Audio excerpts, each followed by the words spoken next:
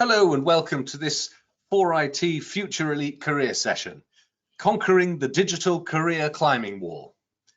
These Future Elite events provide a forum for inspirational leaders to share their career stories and offer advice and guidance to an audience of ambitious digital, IT and change professionals. So today we welcome two leaders in the digital world, Rachel Skelton, Digital Experience and Community Lead at Covéa Insurance, and Paul Pilling, Digital Experience and Process Principal at Covéa Insurance. Rachel has a background in software development and now develops and implements strategic large-scale people and tech opportunities around cultural growth, innovation, transformation and employee experience. Paul has a background in business analysis, product, IT and agile delivery, and now leads in the digital arena with a passion for driving cultural maturity and equality along with the growth of people. Both are speakers and communicators in the tech world, Rachel via her techieray.com site and Paul via his ramblingsofanagilemind.com blog site. Their presentation will take Paul and Rachel around 40 minutes and then they will take questions, so please jot down anything you would like to ask into the questions panel on your GoToWebinar toolbar and we'll deal with as many as we have time for before closing at 7 o'clock. So I'll hand over the screen now and welcome Rachel and Paul. Thanks very much, John. Lovely intro, yeah, thank you. Yeah, almost sound like I might want to listen to myself speak, but definitely I want to listen to Rachel speak. No, I don't. Too kind, thanks. Too kind. Yeah, thanks everyone for attending today. So as John put there, our talk today is around conquering the career climbing wall within digital. Something that Rachel and I are really passionate about. And like John mentioned, if you put any questions in the chat, then we'll come to those at the end. And please feel free to ask any sort of questions. We'll answer anything as best we can. within the realm of conquering the career climbing wall, yeah, right? yeah, on the subject, obviously, yeah. This is just a bit of an outline of what we're going to be talking about today. We're going to be talking about what on earth are we on about when we're saying a ladder versus a wall. Like, what are you talking about? We're going to go on speak about the journey of the ladder versus the wall. We're going to talk about planning your routes, so what you can do, and maximum development, so getting the most out of your career journey. So as John said, I'm an experience and process principal at Covéa. I'm passionate about culture and people, and also probably passionate about analogies.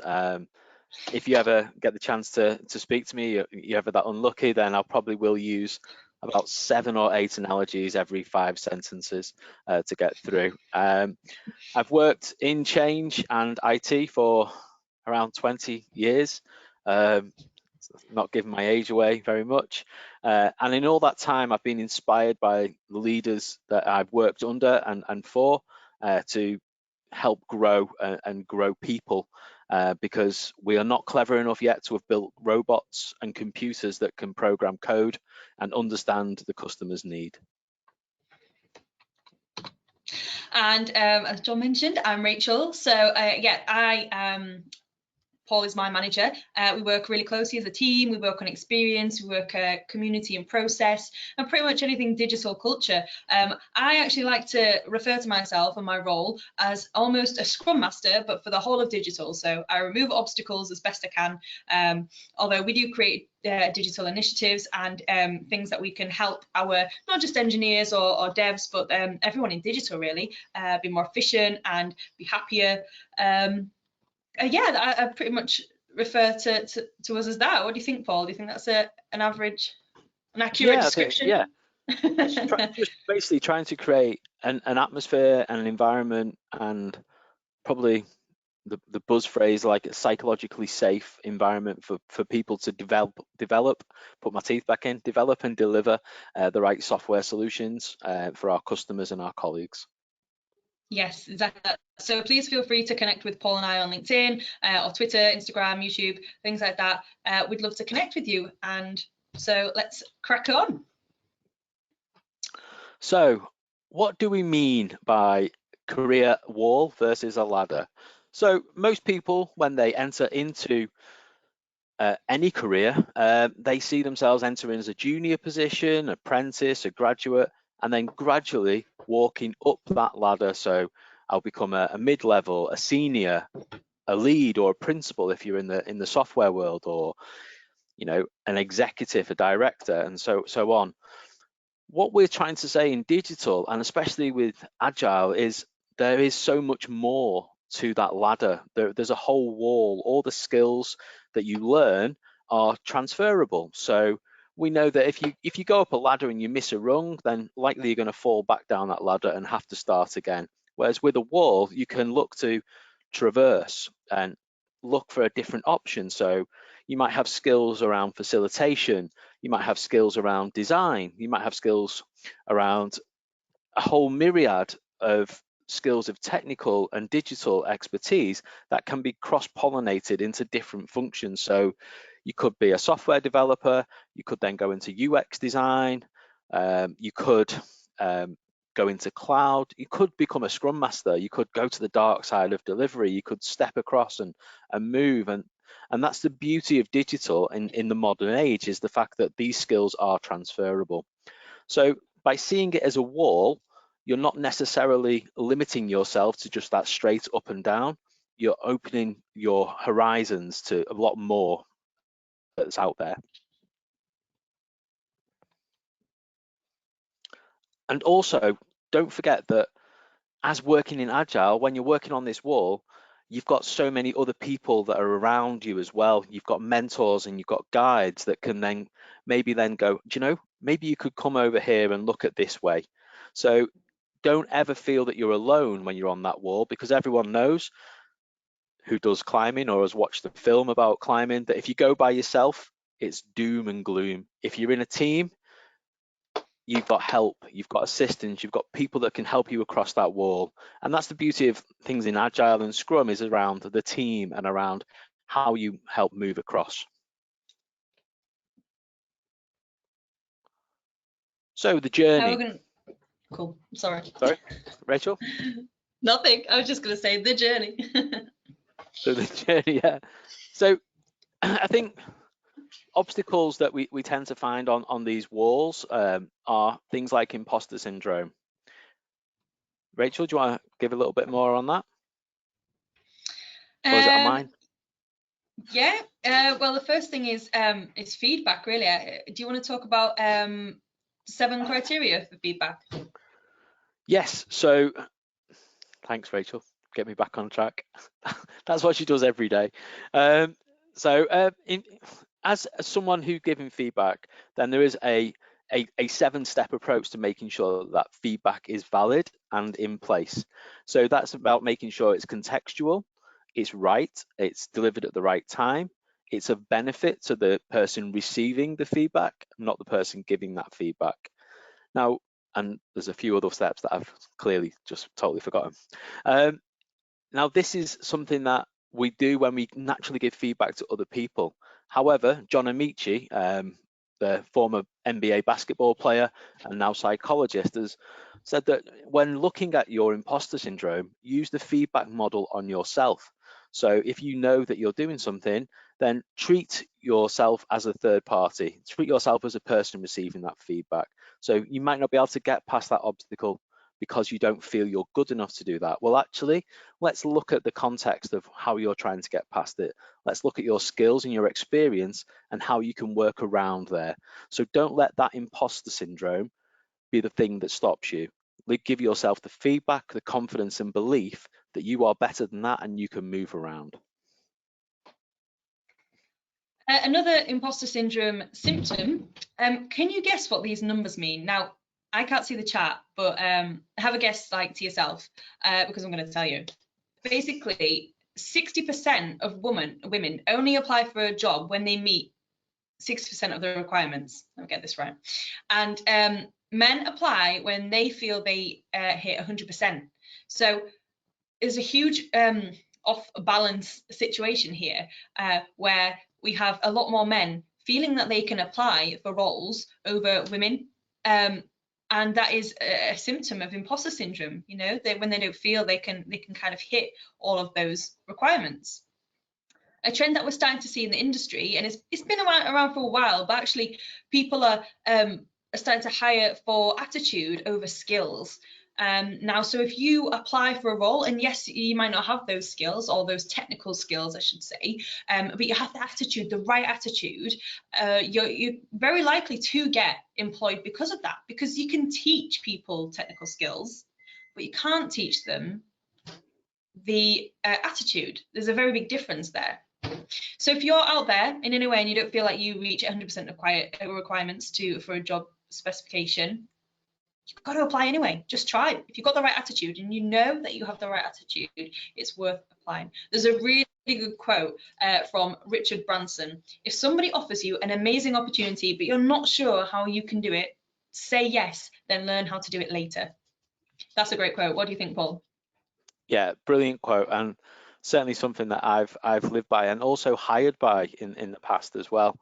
And I probably wouldn't have had some of the jobs that I've had in my career if I'd made sure I ticked every single box. And I think when you're looking at a role profile, and I'm sure John from 4IT's background as well will be able to testify that role profiles are the ideal candidate. They're never actually, you don't have to tick everything. It's just an idea of what we want. And I think, you know, the evolution of role profiles and how they are presented through the pandemic, there's an impact on that as well. So, you know, people, and there's a skill shortage, you know, you can learn those skills, and people are going to be more likely to invest in people in order to help them teach those skills. So don't apply for the Prime Minister's job, although I think most of us will probably on this call do a better job than he's been doing at the moment. But, you know, make sure you've got 30 to 40% of the skills that are on there as nailed on, 20 to 30% of the skills that you've experienced of, and then the rest you can learn. Just bring that attitude, bring that positivity, and bring that desire to will and learn and grow. Excellent. Other things as well. So if you're in a role, make sure you understand the company policies. So I'm not talking about their sickness policy and the holidays, but their policies around career progression and training. So when you're in a role and you're in a company, make sure you understand how they invest in people. Make sure you understand, is it around time served? Is it around performance management? Make sure you understand all those processes so you can manage your career and manage your way around those obstacles effectively. If you know that you need to provide evidence, I really need to get some new teeth. If you can provide evidence in order to progress in your job, make sure you're capturing that evidence on a daily, weekly basis. Now, one thing that I learned from Stephanie Sword Williams was every day write down a win in your every day you'll have a win. Write down that win, write down what it means, and then put that in your performance review if that's what's needed to get through. If it's more around output, then make sure that you're evidencing your output in the right way. Understand how to maximize and almost gamify the company policies to maximize your way of playing those. So another thing on gamifying is around that sort of glass ceiling. So if you gamify things, then you're going to have to find your way around them, find your way through them, remove them by thinking they're not part of the game anymore for me because I know how to play this game. One of the best ways to learn is through play and through gaming. So if you gamify how your career looks and how you can get through in that, get around those company policies, get through those company policies and use them to your advantage, then you're going to enjoy progressing through that career. Yeah, absolutely. So with the glass ceilings, you know, once you, like Paul said, once you understand the rules of the game, you can look at how you can change the game and break those glass ceilings, whether it be for yourself or for others. So let's have a look at some examples. Having representation in our leadership teams as role models. What are we doing in our roles is we're removing those glass ceilings. For example, we had a glass ceiling recently of scope just being engineering. But now we've broken through that ceiling of just one function to the whole of digital within the work that we're doing and our persuasiveness to stakeholders. Another glass ceiling that we're doing as a company is removing bias in hiring in various ways and having more routes into tech. For us, we have and insurance actually. We're doing, we've got over 25 apprenticeships at Covea, and we have over, I think it's 87 people or 86 people on apprenticeships at Covea, which is, I think it's absolutely brilliant. And we have other routes into tech, so we've signed up to the 10,000 Black Interns initiative, and we'll have interns coming in 2022. The application's open, by the way, for that if you want to apply or if you know anyone. Another way is that we've got graduate pathways, but we've also got non-graduate pathways, and that's really important for social mobility because there's so many amazing, for example, developers who are self-taught. Well, they can't do a graduate pathway because they don't hit the requirement of a graduate. Well, we're introducing a non-graduate pathway where they get the similar experience and exposure throughout the whole of digital, but they don't necessarily have a degree. And that's super important to include people who might not necessarily have been able to go to university, or they might not have even learned academically, like Paul said, through play. We also have mentoring and coaching programs, which we have across the whole of Covea, which is really important for what I mentioned about those role models. You see that there is for example, for me, a woman in the senior leadership team or the exec team. Well, we do have an open door policy. However, we do have mentoring and coaching programs. So you could actually be paired with one of those role models, and they could be your mentor, officially or unofficially, if you just reach out to them. So there's a lot of opportunities that you can do potentially at your own company, that you can start, that you can suggest. We also have other third parties in the work where we have like STEMettes come in, and we gave some of our people in digital to the STEMettes, where the STEMettes held an event for loads of young girls, and it was absolutely brilliant. We're also signed up to some charters now. I'd highly suggest that you suggest this to your company or wherever you work, that you can join the Tech Talent Charter, Race at Work Charter, and the Social Mobility Index. Now, these are the ones that we're signed up at Covea, and these are basically commitments that your company is committed to doing things like collecting the data, the diversity data, suggesting better ways of being more diverse, actually committing to being diverse through the hiring process, being diverse and inclusive in the whole process at work, and the different kind of commitments like that. So it's absolutely fantastic initiatives that you can suggest or that you can be part of in a company. Have you got any more to add to that, Paul? Yeah, I think, like Rachel said, these are great initiatives. These are what are going to make the future tech and digital functions and companies hit their customers' needs. If you have a diverse workforce, then your code and your products and your solutions are going to hit a diverse range of customers. So these are really great initiatives. They have a lot of companies signed up to them, and a lot of documentation and case studies there as well that you can then learn from. So it might just be something that your company already does, but it's something that you can learn how to maybe approach a different or difficult subject by doing that. So that definitely something to suggest. And with like Rachel mentioned there, around finding someone that you can mentor you and guide and coach. So Rachel mentioned there, we've got a female member of the senior leadership team that she reached out to. This is part of planning your route. So if you know that there's someone there and you know your goal and you know what you want to achieve in your career, and you see someone that is doing that on a daily basis, then reach out to them, have that confidence to say, I really want to learn a little bit from you because I want to step forward, I want to progress my career. So don't be afraid to do that, even if that's outside of your discipline.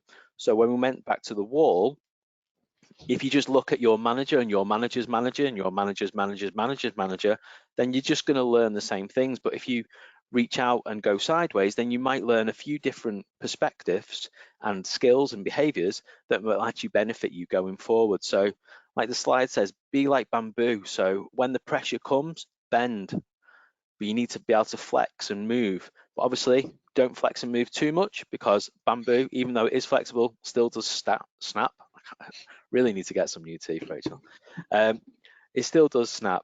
So you need to make sure that you have a clear view of what you want to do, but don't be afraid to change that view if once you start to realize where you're going and you get different view because you've stepped into a different department, you've got a bit of thing, then look at the transferable skills that you may have that you can then take forward.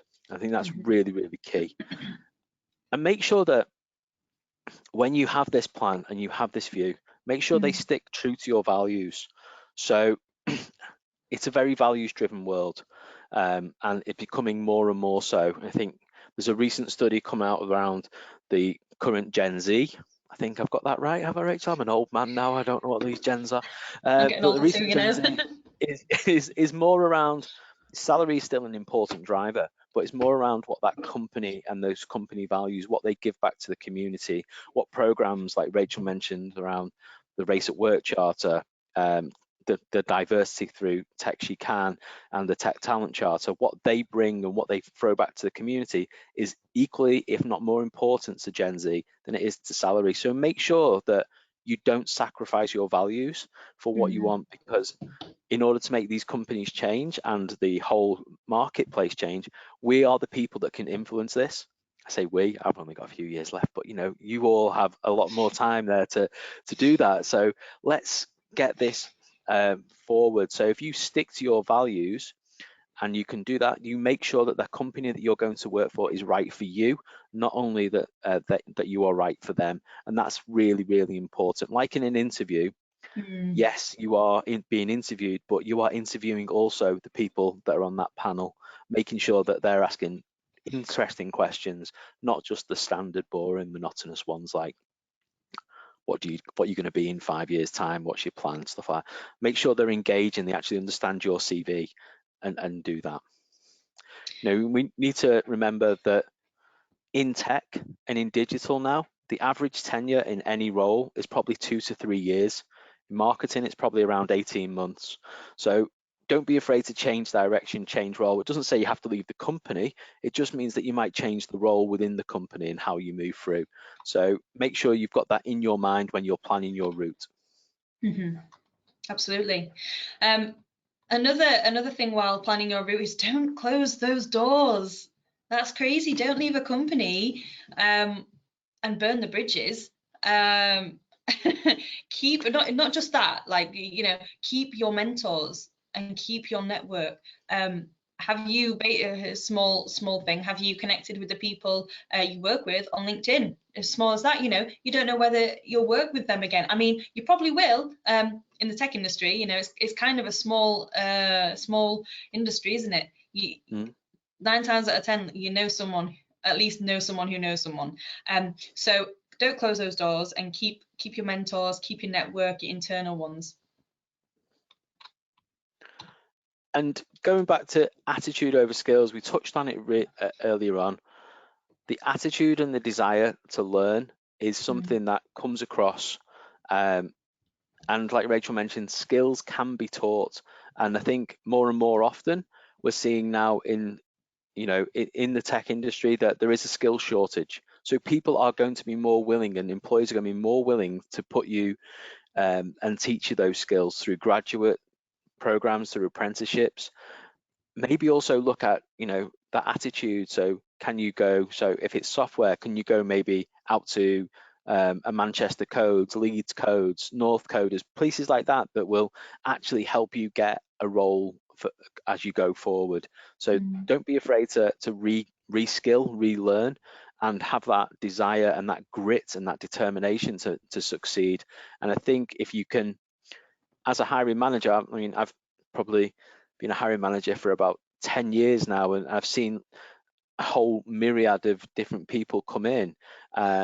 And the people that stand out are the people that challenge you as an interviewer, the people that you sit there. And I've done a few interviews with Rachel when we first joined Covea, and there were some people in there that just lit our eyes up. You know, they were passionate, they were emotive, they were engaging, and they showed that will and that want to learn, to grow, to be better. They're the people that companies will look to hire, because they may not last very long in that company. They may be bright shining stars and they might fly off somewhere else, but that time that you've had with them makes your company, your organization, your teams better.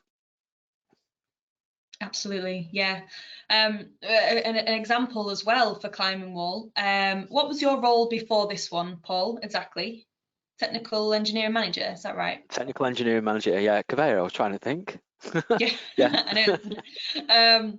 So yeah, Paul was a technical engineering manager, and I was a software engineer before our current roles. Now, we basically were on that climbing wall, and what we saw, there was a business and a tech need for us to have, or for a role to be created within the experience, process and community space. So what did we do? We saw that need, we wrote a business case for it, you know, that got submitted, that went through the, you know, it takes a long time for these things to happen, and we felt that, and once that got submitted, you know, the role profile was made and we helped out with that, and then like we said like, whoever, it needs to happen, it doesn't matter whether that's us or somebody else, it needs to happen.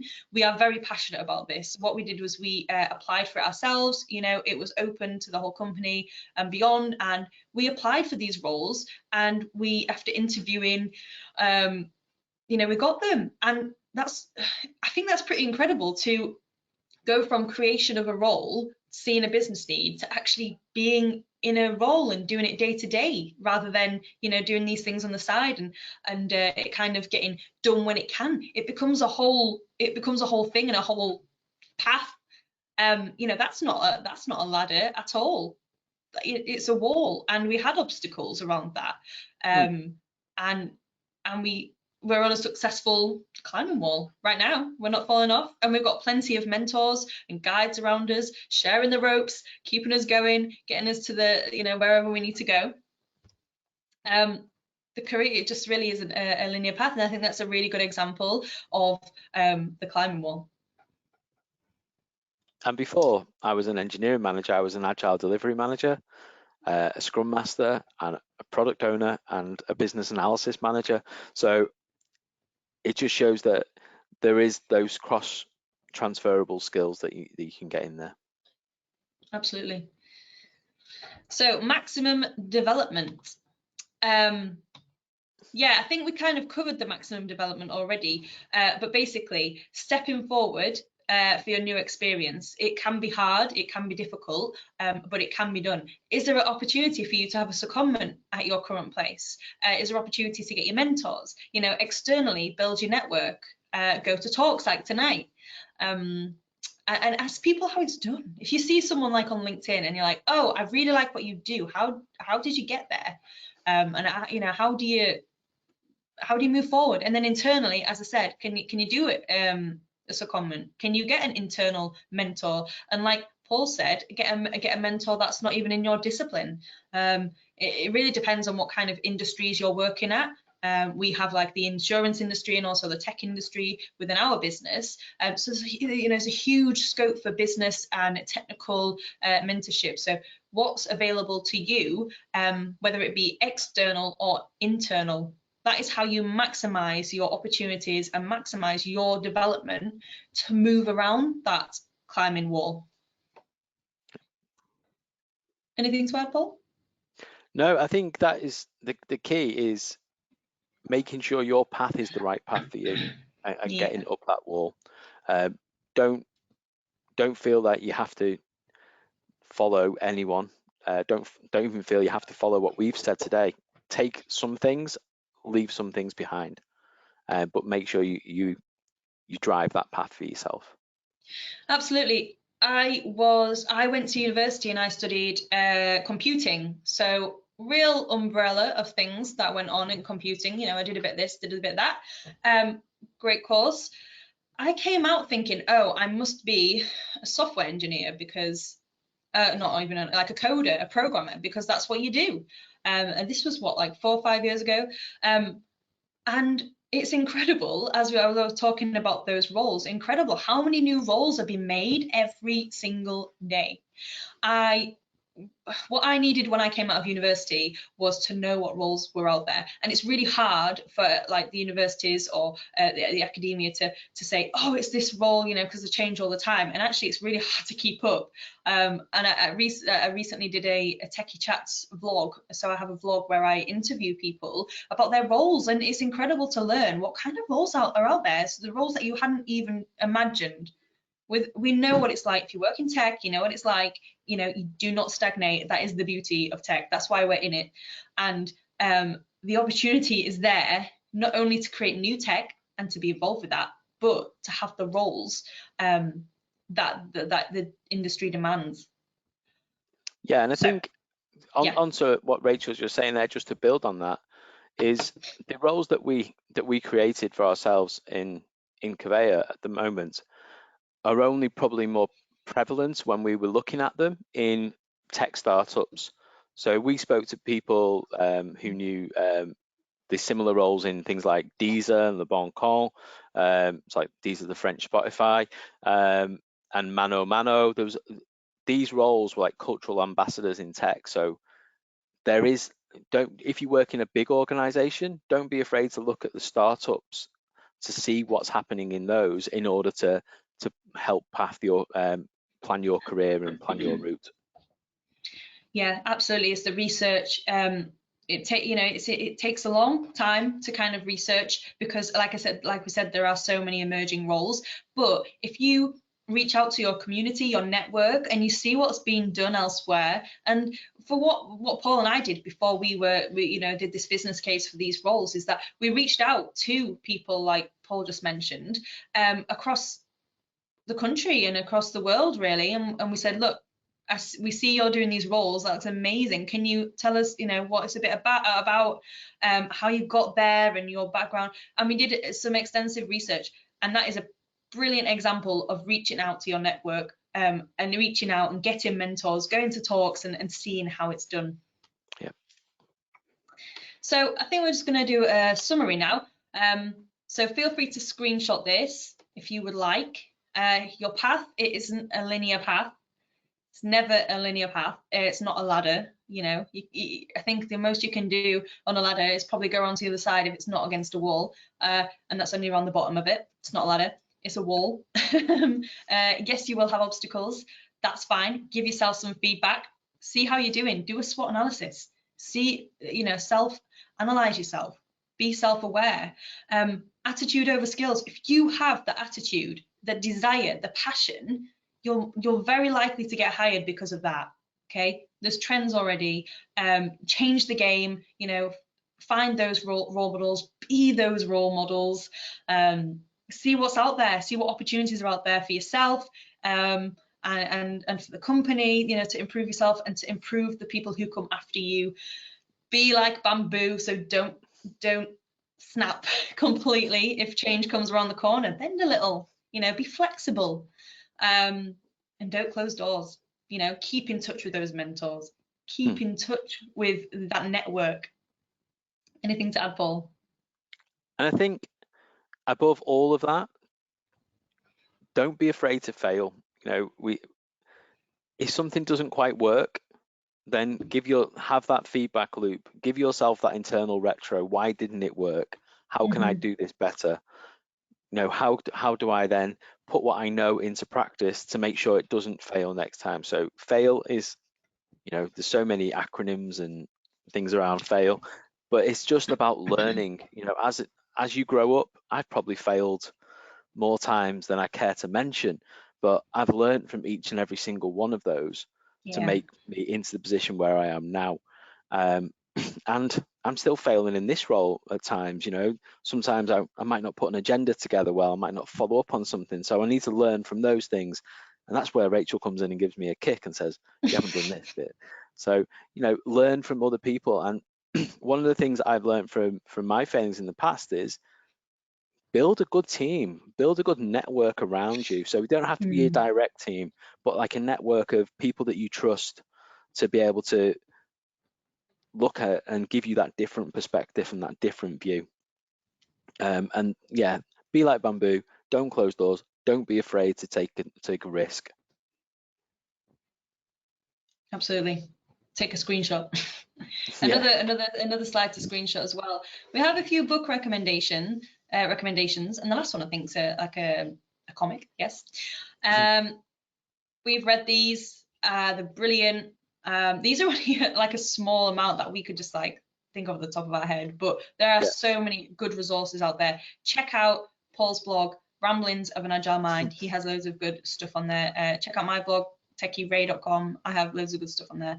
And yeah, we try to share as much as this as possible, because, you know, sharing and educating other people means that they have their ideas and make things better, and then they share, you know, they share around too. So it's always good to kind of educate each other in a positive way and share. I mean, there's plenty of stuff out there.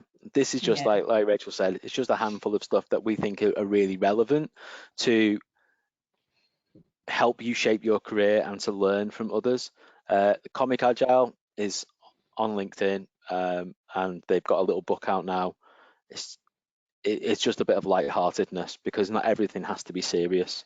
You have to have a little bit of humor in things as well, and I think that's where this needs to go. But you know, the example of Stephen Bartlett and Happy Sexy Millionaire is brilliant. It's inspiring, and it's nothing that every single person on this call couldn't do. It's just making sure that you are planning it and hitting it and learning and moving forward each time. Yeah, a couple more I can think of. Oh, sorry, just I can see them on my desk here. A couple of more books. Squiggly Career, that's a good one. They have a podcast as well. Brag Better and F Being Humble by Stephanie Sword Williams, which you mentioned earlier. Great books. And they're just about, you know, I won't say finding yourself, but understanding yourself. And actually other people have gone through it. Other people have, you know, climbed this career wall, and what they've gone through. And actually it's really reassuring to know that, oh, I don't know what to do in my life. It's okay. Yeah. So do none of these people, and they've wrote some really good stuff about it. I think that's all we've got for the presentation. That's our ramblings of an agile mind done. Yeah, so please feel free to connect with us. You can find us on LinkedIn, Twitter. You can find me on Instagram. I've popped it there. And you can find us on our blogs, ramblingsofanagilemind.com and TechieRay. We'd love to connect. And let us know how you found this this talk. We'd love to hear. Yeah, all feedback Fantastic. is a gift. Thank you very much. I suspect there'll be feedback about the quality of the broadband in your neck of the woods, Paul. But we've heard you perfectly, but you've been static for probably half an hour now. So Have I? Yes, I don't know why, but you're definitely behind that mask somewhere.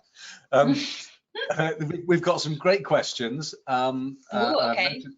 So can we now? Somebody has. You're back. Brilliant. Paul's back. Stop sharing my screen, and that was it. You're moving again. Quick one. Somebody's asked, would you mind sharing that extra book list? Yes. The ones you mentioned that were on your desk. That's fantastic. Here's a good one. Just before we get stuck into the meatier ones, is being like bamboo not being true to yourself? Oh, that's a good one. Yeah, what do you think? Are you bending to the circumstances against your own authenticity, I suppose it's asking? I think it's not like you are people pleasing. I think it's the opposite of that, because when you said that reminded me of like, oh, am I just doing what other people wanted to do? And I thought it's important because Paul mentioned that, didn't you, Paul? Yeah, I think the purpose of the bamboo analogy is that you bend and you flex to the situation, but you're still bamboo. You're not changing who you are and your values. That would be anti-bamboo. But I think it's a really good challenge. It's not you know, in every situation, if you just stick rigidly as your beliefs and who you are, then you will invariably snap, either through pressure or through just not being able to get where you want to go. The bamboo analogy is to say that, yes, you stay true to yourself, you stay true to that, but then you might need to just bend slightly. I'm not saying change who you are, but good question, definitely. Now, another question about the mentor point you were making. You mentioned not feeling alone, having mentors. Have you had any significant mentors during your career? Paul first. Ah, okay. Well, yeah, I've had loads. I think I've had mentors from all walks of life as well. So I've not just had mentors from the career and from in IT and from insurance, or, you know, when I started out with a co-op. I've also got mentors that I still speak to now from who were pub landlords that I knew when I was working in the pub industry, and I still speak to them now because they've still got really great insight into customer service, you know, and stakeholder engagement. People see pub landlords as, you know, people just pulling pints, but actually they crowd control, they source and understand their customer needs, and they react and are proactive in that. So they still have really great insight. I've got some great mentors throughout my career as well. So, you know, I've got Jeff Major, who I speak to, who's now a published author as well as a project manager and things like that. So, and Mick Holden, who brought me here to Covea, you know, still, you know, even though he's moved on now, I still speak to him and still get career advice and guidance from him and bounce ideas. And mentors don't always have to be people that you've reported into or higher up. These can be just people who are doing things that you think are really interesting. So I have some mentors who are at peer level and colleagues. And I think that's a really key thing as well, because they might just be in a slightly different discipline to me, but they can give me so much guidance and advice. I've got Sam Watson at work, who is our disruption principal, who just is always giving me nuggets that I just think, why didn't I think of that? And then he'll just explain and how it could work. So yeah, definitely. Rachel. Excellent. Yeah. So I was sad when you were like, oh, Paul can go first, because I was about to big up Paul, because he is my mentor. You know, Paul is one of my mentors, as well as my boss, which I think I am so fortunate, in a fortunate position to have a mentor and a boss, be the same person. So yeah, Paul has been one of the biggest mentors for me, and another person who used to work with us. He kind of brought me in, and he basically took me under his wing, and he was like, I'm going to let you learn from me, and basically you're here to kind of kick things off and, you know, do what you do best, and then I can rein you in, kind of thing.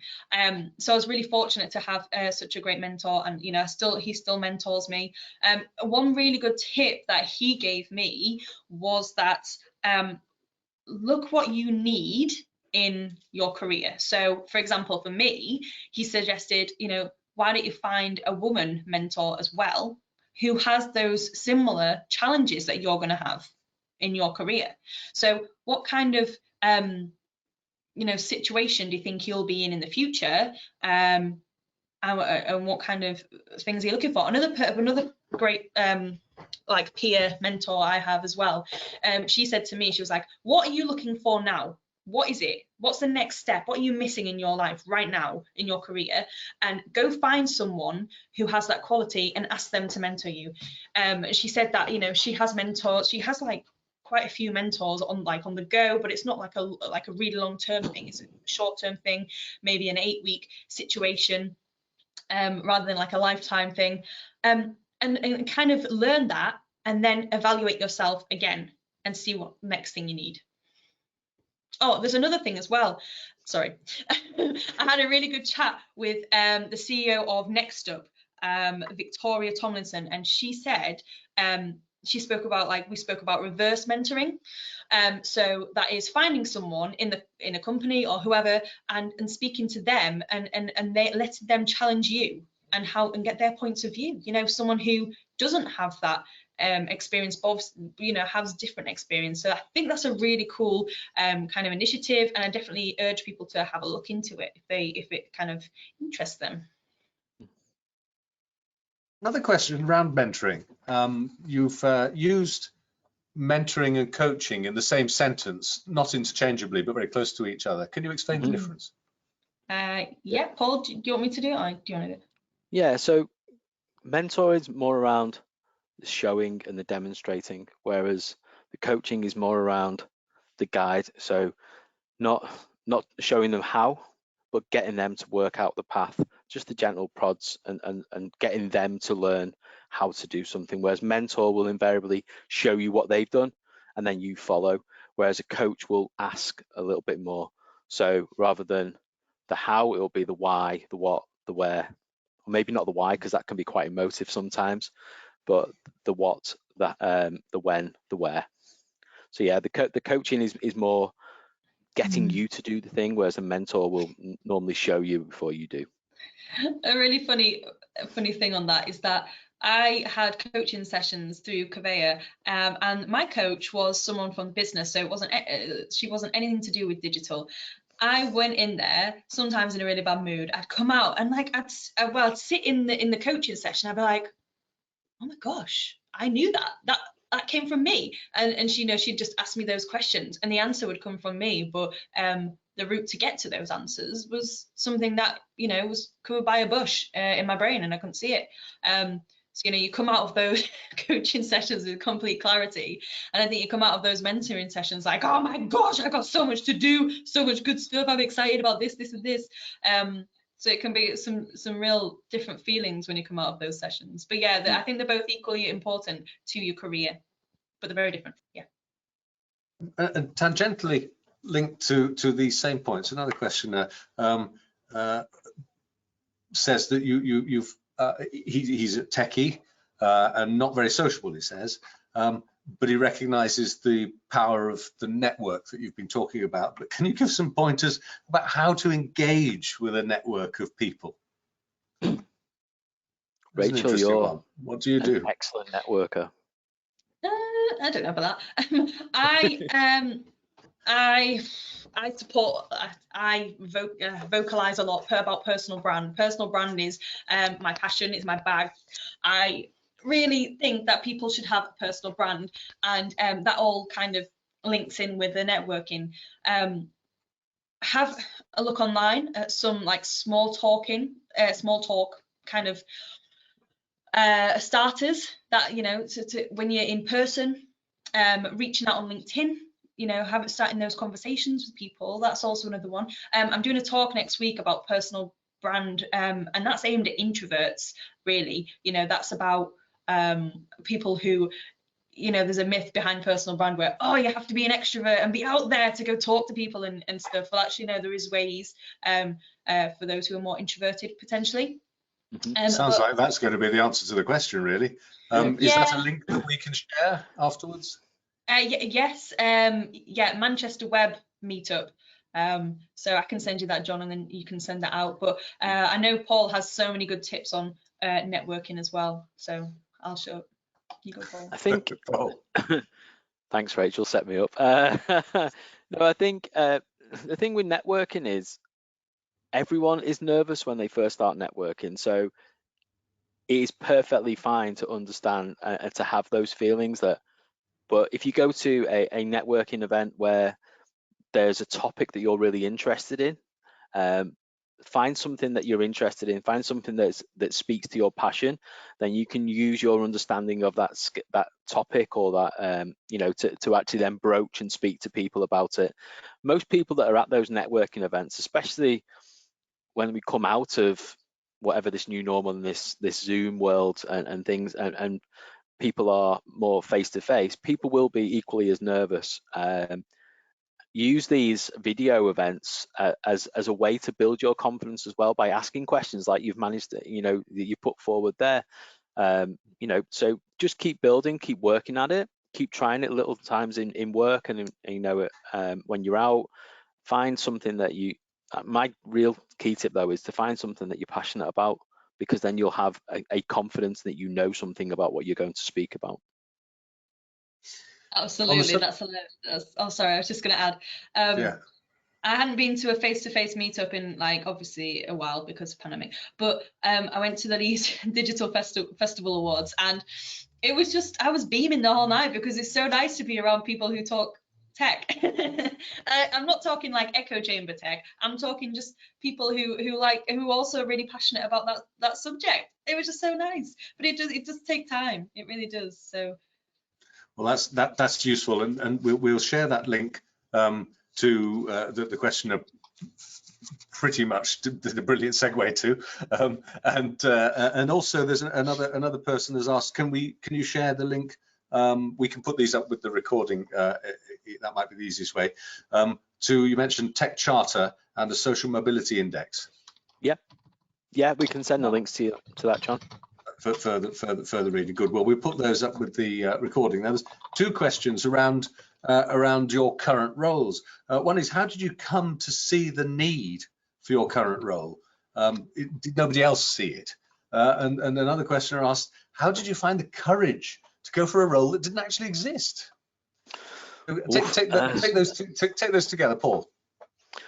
I think, how did we see the need? So I think from my background, it's always been about people, you know, from business analysis and product and getting involved with Scrum and agile delivery. It's about maximizing what people can do, and invariably in digital, it's the outcome that people are focused on rather than the people delivering those outcomes. And a digital and an IT department within a larger organization has the same sort of like subsumes the same culture as the rest of the organization, whereas actually it's a slightly different beast and a slightly different environment. So we did some research. We spoke and we looked at some startups and why are they so different? Why are they more engaging in how their digital and their IT functions work? And we didn't just look at small startups. We looked at Google and Facebook and see how they did things. Sky as well. Things that looked like they had a great culture, and how can we then look to implement that there? So yeah, it was quite brave. I think what we did though was we like Rachel said, we did our research. We spoke to people within our organization as well to see what they thought, and within our external networks to see, is this something that you've still got the same challenge? Is this, we spoke to a lot of people, and people were probably sick of us about 10, 12 months ago, constantly having can we just have a quick chat about this? So I think that, yeah, it was a brave decision, but I think once you've got a passion, like I say about the meetups, if you've got a passion and something you believe in, then that brave decision actually becomes a normal and natural progression for you. And then, yeah, we pitched it to our CEO about how we think that if we addressed these things, it could help us unlock potential and make us a more productive department. Well, Rachel, before you pick up with that question, there's another question that has asked exactly that point. What advice would you give to win over doubting stakeholders higher up the business when you work in a big established business and are advocating roles evolving in tech startups? Can you add that into the mix, Rachel? Oh yeah, okay. So pretty much echoing what Paul said. You've got to be passionate. It's not just, oh, there's a gap there. I'll write a business case for it and I'll interview for it and then maybe I'll do it. You've got to actually be passionate. We were looking at this every single day under like a fine microscope. It wasn't just that could be a gap over there. But it just is what it is. I've got to go back and do my job that I really like or that I'm really passionate for. Actually, it's like, I have zoomed in on this and I am passionate about the culture of companies, and I have a real obsession with the psychology of building of like team building. I have like so many books around me. I'm always nagging Paul, what's a new book to read about team building, and some of the stuff that we love to talk about is like the culture code and books like that. There's so many. Yeah. And it's kind of like, as things are changing so rapidly, what needs to come next? And it's not just saying, oh, there's a gap, but actually I predict there will be a gap in about however long because of the current situation. And it's really been on it, but it's definitely that passion that keeps you going, because if you're not passionate about it, then why would you care, because you're doing something you are passionate about, And for me, I found it was really scary, actually, and Paul will definitely back me up here, because I'm always like, oh, is this the right thing to do? Oh, I don't know. Because I was too scared to change from being a software engineer, because software engineers, let's face it, they get great perks. They get to rule the industry, the great salary, stuff like that. And I was actually living a decision from when I was 18. I made this decision when I was like 8, or whatever age in university, I'm going to be a coder. But actually, I'd grown so much, and I was in a box, and it was bursting. And I thought, look, okay, if it makes me happy, then I'm going to do it, because I'm really passionate about it. So it was more like a logical decision to not just stay on my path. And I said to myself, you know what, if it doesn't work out, if I get sacked after probation because it's not something that I wanted, I can go back to whatever, I can go back to coding. And I was like, right, I'm just gonna make that jump. It's absolutely terrifying. I mean, I think Paul's probably less terrified because he has loads of experience across the whole wall. Well, he hides it really well. But he's constantly kind of roping me in and being like, come on, chill out, you're okay, it's all good, keep on, that focus. I think as well though, John, how do you influence stakeholders above? You need to understand, you need to do that stakeholder analysis. You need to know what actually is their communication style. What do they want to hear? What is their bag? So, if it's a finance director you need to convince, you need to speak to them about money and value. If it's a CTIO, you need to speak to them about technical debt and technical progress. You need to know how it's going to influence and change their area of expertise. So I think that's, if you're trying to convince someone, get to know them, have a chat with them, get them to be a mentor for a while, and get to know how they work and then operate. And that comes back to the bamboo. You flex around who they are. So you're not changing who you are, you're just flexing your style to maximize what you can get out of that. Absolutely, yeah. There's some good books. I think How to Win Friends and Influence People. I think there's some more really good books, like from Simon Sinek, about leaders eat last. Is that a good book? Yeah, leaders eat last. Yeah. I've got some more down here, but I can't lean back on my earphones now. Yes, what can you do for them? You don't go to a stakeholder, or you don't go to someone and you say, look, all about me, and this is what I want from you. Why should you care? Why should they care? Sorry, why at all? What problem are you solving for them? And are you speaking their language, like Paul said, and you're not ramming it down the throats, because that's not good either. It's always good to plant seeds, I find. Plant seeds with people. Like Paul said, get to know them, and start understanding their way of thinking and telling your story to their tune. Makes perfect sense. Well, we could discuss this all evening. There's masses of interest here, and it is always interesting to observe how technical subjects always give way to the human element, and it's always about people in the end.